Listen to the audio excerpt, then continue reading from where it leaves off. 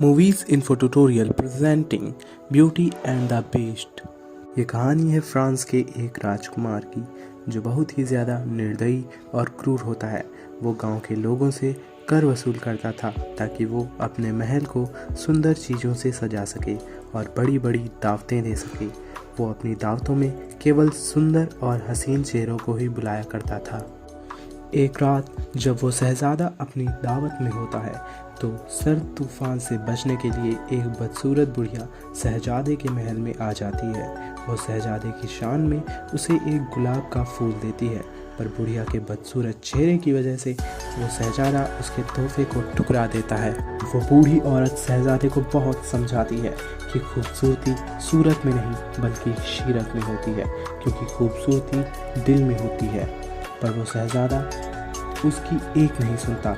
जब शहजादा अपनी बदतमीजी से बाज नहीं आया तो बुढ़िया की बदसूरती खूबसूरती में बदल गई और वो एक खूबसूरत जादूगरनी में बदल गई। वो जादूगरनी जान गई थी कि शहजादे के दिल में प्यार नहीं है, इसलिए वो सजा के तौर पर उसे एक दरिंदे यानी कि बीस्ट में बदल देती है। शहजादा उससे रहम की भीख मांगता है, पर वो जादूगरनी उसकी एक नहीं सुनती, क्योंकि वो जानती थी कि शहजादा बहुत ही निर्दयी और क्रूर है, जिसके दिल में तो प्यार है ही नहीं।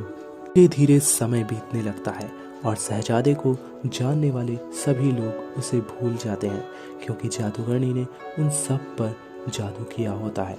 जादूगरनी ने शहजादे को जो गुलाब का फूल दिया था वो एक जादुई फूल होता है। उस फूल की आखिरी पंखुड़ी गिरने तक अगर शहजादे को किसी से सच्चा प्यार हो जाए और बदले में वो भी शहजादे से प्यार करे तो उस जादू का असर खत्म हो जाएगा, और अगर ऐसा नहीं हुआ तो वो शहजादा हमेशा के लिए एक बीस्ट ही बना रहेगा। कई साल बीत गए लेकिन उस महल में कोई भी नहीं आया। वहीं पास के गांव में एक लड़की रहती थी जिसका नाम बेल होता है। वो बहुत ही ज़्यादा खूबसूरत थी। उसे किताबों का बहुत शौक़ था, पर गांव के लोग उसे अतरंगी कहकर उस पर हंसते थे और उसका मजाक उड़ाते थे, क्योंकि बेल को पढ़ना लिखना आता था और उस गांव में लड़कियों का पढ़ना लिखना मना होता है। बेल के पिता भी एक महान इन्वेंटर होते हैं। यहीं गांव में एक आदमी रहता है जिसका नाम गैस्टॉन होता है, जो कि पहले सेना में एक सिपाही था। वो बेल को बहुत ज़्यादा पसंद करता है और वो बेल से शादी करना चाहता है, पर बेल उससे शादी नहीं करना चाहती, क्योंकि गैस्टॉन बहुत ही ज़्यादा जाहिल बदतमीज़ होता है। पर गैस्टॉन किसी भी हालत में बेल से शादी करना चाहता है। एक दिन बेल के पिता कहीं काम से बाहर जा रहे होते हैं। वो बेल से पूछते हैं कि मैं तुम्हारे लिए बाज़ार से क्या ले आऊँ, तो बेल उन्हें एक गुलाब का फूल लाने के लिए कहती है। बेल के पिता बाजार जाने के लिए जिस रास्ते से जाते हैं वो एक जंगल से होकर जाता है, पर वहीं अचानक रास्ते में एक पेड़ पर बिजली गिरती है और पेड़ में आग लग जाती है। बेल के पिता जिस रास्ते की तरफ जा रहे होते हैं उस रास्ते में अब वो पेड़ गिरा हुआ है, लेकिन उन्हें बगल में एक रास्ता दिखाई देता है जो कि बहुत ज़्यादा साफ होता है। वो उस रास्ते से जाने लगते हैं, पर उस रास्ते में बहुत सारे भेड़िए होते हैं जो बेल के पिता पर हमला कर देते हैं, और बेल के पिता वहाँ से भागते भागते उस महल में जा पहुँचते हैं जहाँ पर वो बीस्ट रहता है। बेल के पिता अंदर महल में जाते हैं पर उन्हें कोई नहीं दिखता। तभी वो एक मेज की ओर देखते हैं जहाँ पर बहुत सारा खाना रखा होता है। वो उस खाने को खाने लगते हैं, पर तभी वहाँ पर एक कप उनसे बातें करने लगता है, जिससे बेल के पिता वहाँ से भागने लगते हैं। दरअसल इस महल में बहुत सारी चीज़ें हैं जो पहले कभी इंसान थी, पर जादूगरनी के श्राप के कारण वो सब अब विभिन्न तरह की चीज़ों में बदल गई हैं। बेल के पिता भागते हुए महल के बाहर पहुंच जाते हैं और तभी उन्हें गुलाब का एक पेड़ दिखाई देता है, क्योंकि उन्होंने बेल से गुलाब का फूल लाने के लिए वादा किया था, इसलिए वो गुलाब के फूल को तोड़ लेते हैं। पर तभी वहां पर बीस्ट आ जाता है और उसके महल के गार्डन से गुलाब का फूल चुराने के लिए उन्हें जेल में बंद कर देता है। पर बेल के पिता का घोड़ा वहां से भाग जाता है और सीधा बेल के पास पहुंचता है। घोड़े को अकेला देखकर बेल समझ जाती है कि उसके पिता किसी मुसीबत में हैं और वो उसके घोड़े से कहती है कि मुझे मेरे पिता के पास लेकर चलो। वो घोड़ा बहुत ज़्यादा समझदार होता है, इसलिए वो बेल को उसी महल तक ले जाता है और बेल महल में जाती है। वो चारों ओर देखती है लेकिन उसे कोई भी नहीं दिखाई देता है।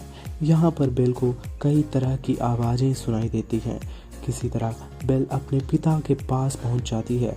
बेल को देखकर उसके पिता उससे कहते हैं कि तुम यहाँ से तुरंत भाग जाओ, इससे पहले कि वो तुम्हें देखे। ये एक जीता जागता महल है। वो बेल से कहते हैं कि उसने मुझे उम्र कैद की सजा दी है क्योंकि मैंने उसके बगीचे से एक गुलाब का फूल चुराया है। तभी बेल के सामने वो बीस्ट आ जाता है। बेल उसे देखकर बहुत ज़्यादा डर जाती है, लेकिन वो बीस्ट से कहती है कि तुम कितने जालिम हो जो एक गुलाब का फूल तोड़ने के लिए किसी को उम्र कैद की सज़ा दे सकते हो। वो बीस्ट से कहती है कि एक बार जेल का दरवाज़ा खोल दो ताकि मैं आखिरी बार अपने पिता से मिल सकूं। पर वो बीस्ट बेल से कहता है कि अगर ये दरवाज़ा खुला और उसके बाद बंद हुआ तो दोबारा कभी नहीं खुलेगा। ये कहकर वो बीस्ट दरवाजे को खोल देता है। बेल अंदर जाती है और अपने पिता को बाहर धकेल देती है और खुद को जेल में बंद कर लेती है, क्योंकि बीस्ट ने कहा था कि एक बार दरवाज़ा खुलकर बंद होने पर यह दरवाज़ा दोबारा नहीं खुलेगा। इसलिए बीस्ट अब बेल के पिता को वापस से जेल में नहीं डालता है। वो बीस्ट बेल के पिता को छोड़ देता है, पर अब बेल इस जेल में कैद है। जब बीस्ट वहाँ से चला जाता है तो वहाँ पर एक घड़ी और कैंडल स्टैंड आते हैं। ये पहले इंसान हुआ करते थे, पर जादूगरनी के श्राप के कारण अब ये घड़ी और कैंडल स्टैंड में बदल गए हैं, लेकिन ये बात कर सकते हैं और चल सकते हैं।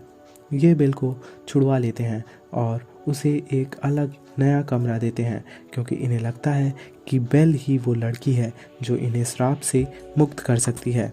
लेकिन जब बीस्ट को ये पता चलता है कि इन लोगों ने बेल को एक कमरा दिया है तो वो इन दोनों को डांटता है, पर ये लोग बताते हैं कि क्या पता ये वही लड़की है जो हमें श्राप से मुक्त कर सकती है।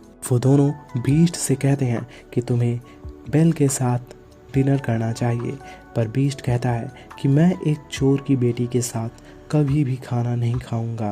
पर वो लोग उस बीस्ट को मनाते हैं, इसलिए वो बेल के साथ खाना खाने के लिए मान जाता है। अब वो बेल के कमरे के पास जाता है जहाँ बेल होती है, जो कि वहाँ से भागने की कोशिश कर रही होती है। बीस्ट बेल से कहता है कि तुम मेरे साथ खाना खाओगी, लेकिन इसे तुम मेरी दरख्वास्त मत समझना।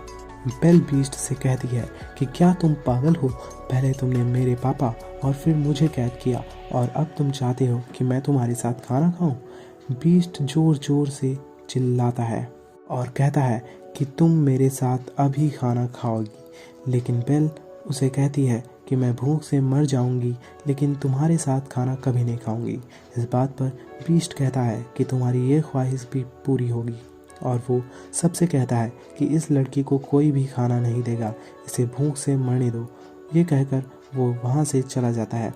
बेल ने जिस तरह से बीस्ट को जवाब दिया होता है, ये सुनकर कैंडल स्टैंड, कप, प्लेट, घड़ी जो कि पहले इंसान थे, उन्हें अब पूरा यकीन हो जाता है कि ये वही लड़की है जो हमें श्राप से मुक्ति दिला सकती है। अब वो बीस्ट उस फूल के पास जाता है जिसकी आखिरी पंखुड़ी गिरने पर वो हमेशा के लिए एक बीस्ट बन जाएगा, और वो लोग जो श्राप के कारण कप, प्लेट, कैंडल स्टैंड और घड़ी में बदल चुके हैं वो भी निर्जीव हो जाएंगे। बीस्ट देखता है कि गुलाब की बहुत सारी पंखुड़ियाँ गिर चुकी हैं और बाकी बची हुई पंखुड़ियाँ बहुत ही जल्द गिरने वाली हैं। अब आगे हमें दिखाया जाता है बेल के पिता को, जो अब अपने गांव में पहुंच जाते हैं। वो वहां के लोगों से बताते हैं कि मेरी बेटी की जान खतरे में है। वहां पर एक महल है जहां एक बीस्ट रहता है, लेकिन यहाँ पर कोई भी उनकी बातों पर विश्वास नहीं करता है। लेकिन यहाँ पर गैस्टॉन, जो बेल से शादी करना चाहता है, इसलिए वो बेल के पिता को इम्प्रेस करने के लिए बेल के पिता के साथ जाने के लिए तैयार हो जाता है।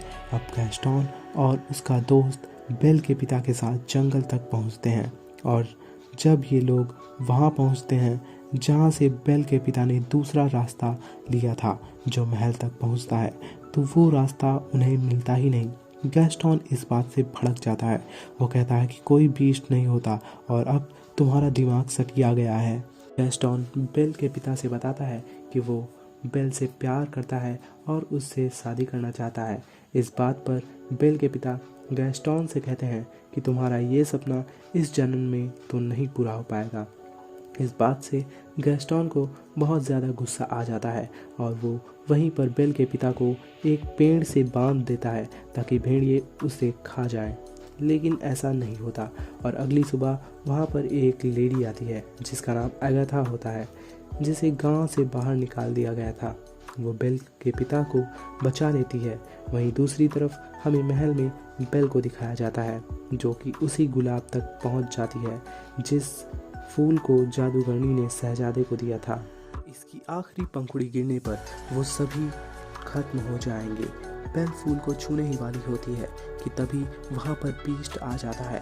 वो बेल से खूब जोर आवाज़ में कहता है कि क्या तुम्हें पता है कि तुम अभी क्या करने वाली थी? तुम हम सब की ज़िंदगी ख़त्म कर देती। अब बीस्ट उसे वहाँ से जाने के लिए कहता है। बेल वहाँ से रोते हुए चली जाती है। चुपके से महल से अपना घोड़ा लेकर भागने लगती है, लेकिन रास्ते में उसे भेड़िए मिलते हैं जो बेल को मारने ही वाले होते हैं। लेकिन तभी वहाँ पर बीस्ट आ जाता है और बेल को बचा लेता है। बीस्ट सभी भेड़ियों को भगा देता है, लेकिन इन सब में वो भी काफ़ी ज़्यादा घायल हो जाता है और ज़मीन पर गिर जाता है।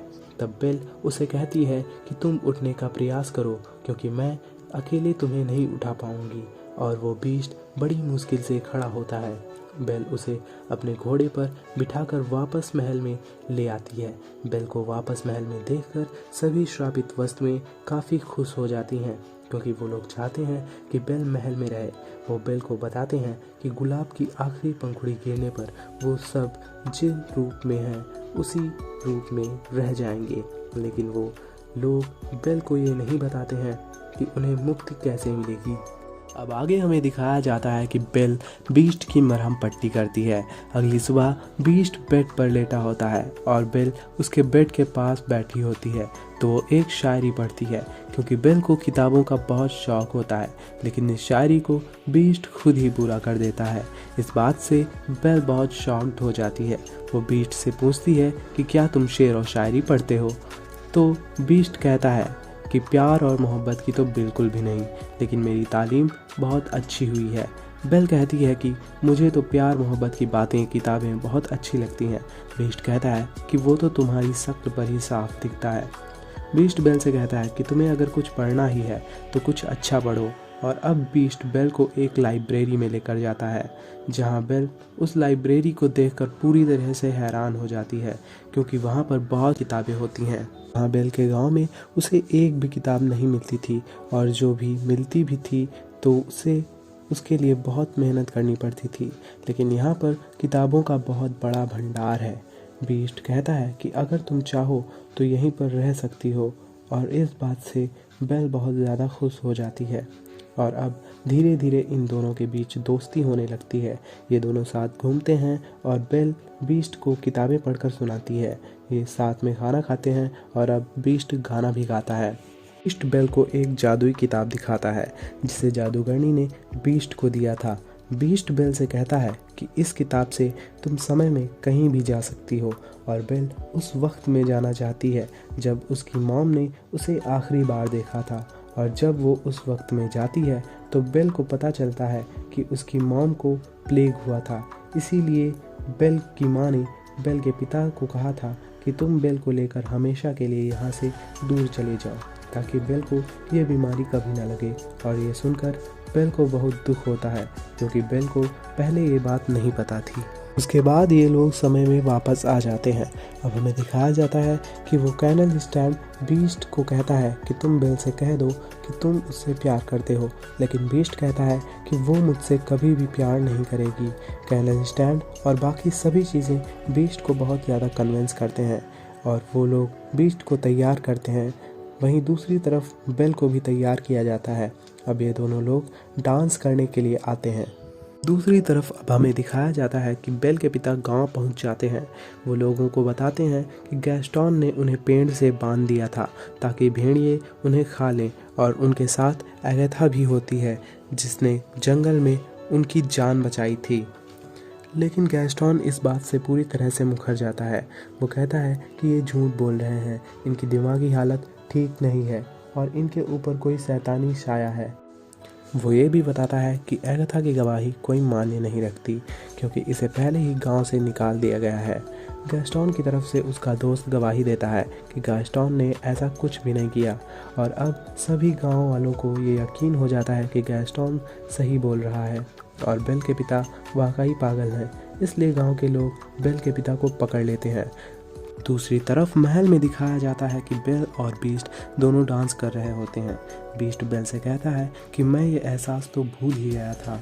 बेल बीस्ट से कहती है कि मुझे मेरे पापा ने डांस करना सिखाया था। बीस्ट कहता है कि क्या तुम्हें उनकी याद आती है? तो बेल कहती है कि हाँ। बीस्ट के पास एक जादुई आईना होता है जिसमें वो जिसे चाहे उसे देख सकते हैं। बीस्ट उस आईने में बेल के पिता को दिखाता है। बेल देखती है कि उसके पिता को गांव के लोगों ने कैद कर लिया होता है। इस बात से बेल बहुत परेशान हो जाती है। बीस्ट कहता है कि तुम्हें जाना चाहिए। वो बेल को वो जादुई आईना भी दे देता है। वो कहता है कि अगर तुम्हें कभी मेरी याद आए तो इस आईने में मेरा बदसूरत चेहरा देख लेना। अब बेल यहाँ से चली जाती है और बीस्ट यहाँ महल में अकेला रह जाता है। बीस्ट को बेल से प्यार है, लेकिन बेल अब जा चुकी है और जो श्राप उसे मिला था वो अब कभी ख़त्म नहीं होगा। इसलिए बीस्ट और उसके सभी साथी बहुत दुखी होते हैं। वहीं बेल अब गांव में पहुंचती है। वो गांव के लोगों को ये यकीन दिलाती है कि उसके पिता सच कह रहे थे। वहाँ पर एक महल है जहाँ बीस्ट रहता है, लेकिन गांव वाले उसकी बातों पर विश्वास नहीं करते। इसलिए बेल उस जादुई आईने में बीस्ट का चेहरा सभी गांव वालों को दिखाती है। बीस्ट को देखकर सभी लोग डर जाते हैं। बेल कहती है कि तुम लोगों को डरने की कोई ज़रूरत नहीं है क्योंकि वो दिल का बहुत अच्छा है, वो किसी को नुकसान नहीं पहुँचाएगा। ये सारी बातें सुनकर गैस्टोन समझ जाता है कि बेल को बीस्ट से प्यार हो गया है। इसलिए जलन के कारण वो गांव वालों से कहता है कि इस बीस्ट ने इस पर काला जादू किया है, इसीलिए इसे इसके पिता के साथ बंद कर दो। और गैस्टोन गांव के सभी लोगों को उकसाता है कि हमें उस बीस्ट को मार देना चाहिए इससे पहले कि वो हमें ख़त्म करे। गांव वाले भी उसकी बात मान लेते हैं और अब पूरा का पूरा गांव महल की तरफ जाने लगता है। वो लोग महल में घुस जाते हैं, लेकिन वहाँ की सारी चीज़ें उन पर हमला कर देती हैं, जिससे वो लोग काफ़ी हैरान हो जाते हैं। लेकिन इसी बीच गैस्टोन बीस्ट तक पहुँच जाता है। बीस्ट बहुत उदास बैठा होता है क्योंकि वो बेल से प्यार करता है, लेकिन अब बेल यहाँ से जा चुकी है। गैस्टोन बीस्ट से कहता है कि तुम्हें क्या लगता है कि बेल तुमसे प्यार करती थी? उसी ने तो हमें तुम्हें मारने के लिए यहाँ भेजा है। और वो बीस्ट को एक गोली मार देता है। उसकी पीठ पर ये गोली लगती है और बीस्ट नीचे गिर जाता है। वो नीचे एक गुंबद को पकड़ लेता है और इससे पहले कि वो दूसरी गोली मारता वहाँ पर बेल आ जाती है और वो गैस्टोन से उसकी गन छीनने लगती है। और इसी में गैस्टोन नीचे गिर जाता है और उसकी गन उससे दूर गिरती है। बेल बीस्ट को पुकारती है। वो कहती है कि मैंने गांव वालों को रोकने का प्रयास किया था, लेकिन वो लोग नहीं माने। बेल को देखकर बीस्ट के अंदर एक जज्बा जाग उठता है और वो गैस्टोन से लड़ने के लिए जाता है। हालांकि वो गैस्टोन को बिल्कुल भी मारना नहीं चाहता, लेकिन गैस्टोन बीस्ट को मारना चाहता है। इसलिए बीस्ट गैस्टोन की गर्दन पकड़कर उसे ऊपर उठा देता है। वो उसे नीचे फेंकने ही वाला होता है कि तभी गैस्टोन बीस्ट से कहता है कि मुझे छोड़ दो बीस्ट। इस बात से बीस्ट कहता है कि मैं बीस्ट नहीं हूँ, और अब वो गैस्टोन को नहीं मारता। वो कहता है कि तुम यहाँ से भाग जाओ। अब बीस्ट बेल के पास पहुँचता है और इसी मौके का फ़ायदा उठाकर गैस्टोन बीस्ट पर गोलियाँ चला देता है। वो बीस्ट को 2 गोलियाँ मारता है, लेकिन तभी गैस्टोन जहाँ पर खड़ा होता है वो जगह अपने आप ही गिर जाती है और गैस्टोन नीचे गिरकर मर जाता है। यहाँ पर बीस्ट भी मरने ही वाला होता है। बेल बीस्ट से कहती है कि अब मैं तुम्हें छोड़कर कभी भी नहीं जाऊंगी, लेकिन तभी गुलाब के फूल की आखिरी पंखुड़ी भी गिर जाती है और उसकी आखिरी पंखुड़ी गिरने के साथ ही बीस्ट एकदम खामोश हो जाता है और यहाँ पर वो सभी चीज़ें जो चल सकती थी, बोल सकती थी, वो सब अब निर्जीव हो चुकी हैं। लेकिन यहाँ बेल को बीस्ट के जाने का बहुत दुख होता है। वो बीस्ट से कहती है कि मैं तुमसे प्यार करती हूँ। बेल बीस्ट को किस भी करती है और यहाँ पर वो लेडी एगाथा आ जाती है। ये दरअसल एक जादूगरनी होती है। वो देखती है कि बीस्ट को किसी से प्यार हो गया है और बेल भी बीस्ट से प्यार करती है। इसीलिए वो अपने जादू से सभी श्राप को ख़त्म कर देती है और बीस्ट को सुंदर शहजादे में बदल देती है। ये देखकर बेल बहुत ज़्यादा खुश हो जाती है। अब बेल और वो शहजादा दोनों किस करते हैं और महल में जितनी भी श्रापित चीज़ें थी वो फिर से इंसान में बदल जाती हैं। महल में अब चारों ओर खुशियां हैं और राजकुमार बेल के साथ डांस करता है। और इसी के साथ ये मूवी यहीं पर ख़त्म हो जाती है। ये कहानी आपको कैसी लगी कमेंट सेक्शन में ज़रूर बताएं और चैनल को सब्सक्राइब करें ताकि आप ऐसी ही कहानी और सुन सकें।